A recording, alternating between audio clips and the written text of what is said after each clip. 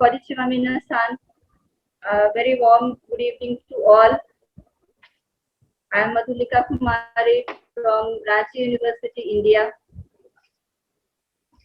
And I am here with my presentation. And this is all about the world military threat and what can we do to promote peace. And let's move on to the body of this discussion. So let's get started with the very initial thing, world military threat or military threat in its concrete form, what I have understood in few words. So my understanding says that military prowess is indispensable for any country to protect its interests, safeguard its interests, safeguard its citizens. But when this interest becomes malicious, then it becomes threat to the other nationalities, the very existence of humanity.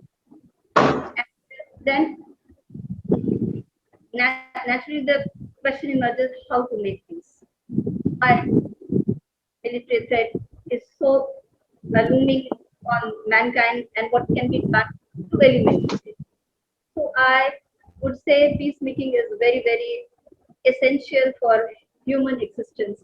Mankind has faced trials and tribulations through ages and has been hankering after peace, which has been eluding it. And this search was never so intense as it is now because the stockpiling of destructive weapons, especially nuclear weapons, apart from, if I say major nuclear powers, India and Pakistan, they are already nuclear powers. And some other nations have also claimed to have developed capacity like Israel, Iran, North Korea, and that is triggering a veritable arms race. But first, let's take a look what has been done so far to ensure peacemaking. So, if I go back to certain milestones of history in peacemaking, then I see Hague Conference in 1899 and 1907, then Paris Peace Conference of 1919, and its Child League of Nations. But then again, the history witnessed the wrath of the Second World War and the shock of dropping of bombs on Hiroshima and Nagasaki. Then again, welcome relief in 1945 as 90 UNO. But the problem of peace is still staring in the face of mankind. Threats are emanating from the newly consolidated fundamentalism. Territorial disputes are there, be it between Iran, Iraq, Israel, Palestine, India, Pakistan, India, China, and so on. Racialism in different garbs in all parts of the world, of course. Gross economic inequalities between different nations.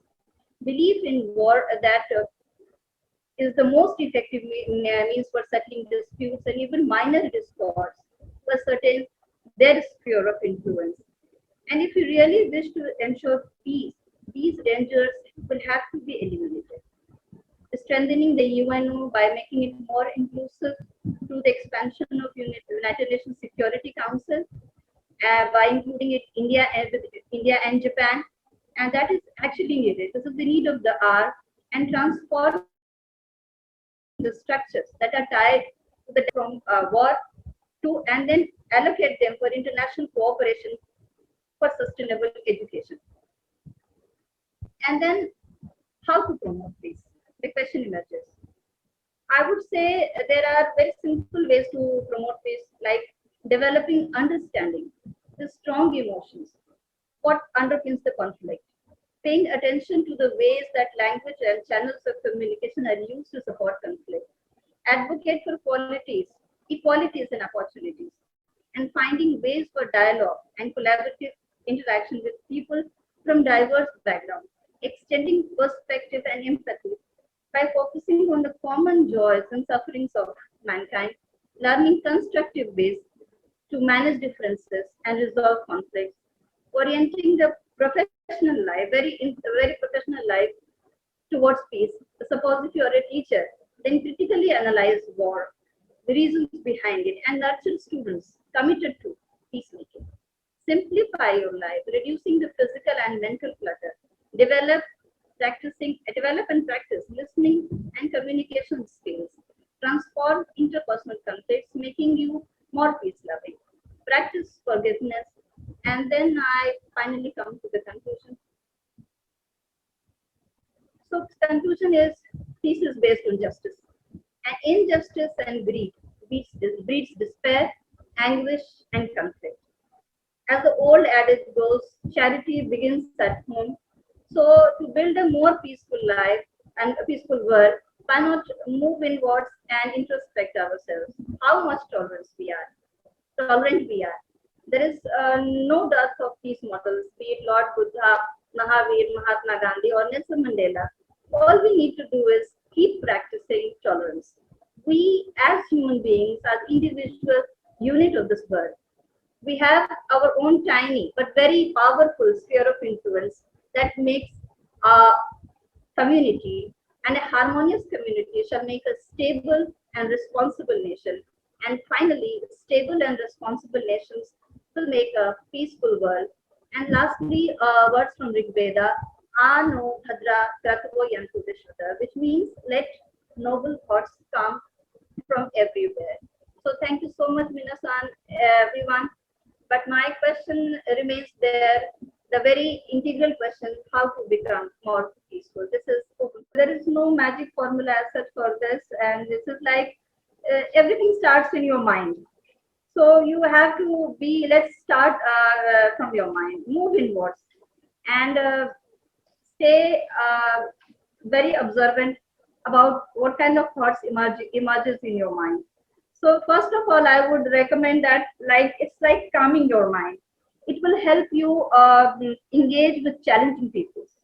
Definitely challenging people will come in your life. Life is not going to be very smooth. Challenging situations will be there. But if you are calm or you practice calmness in yourself, it will hone your intuition, and it will allow you to be moderate your feelings of anger and other strong emotions as well. And it will give you an insight to analyze complex issues associated with conflicts, inequality, and it will help you become more focused and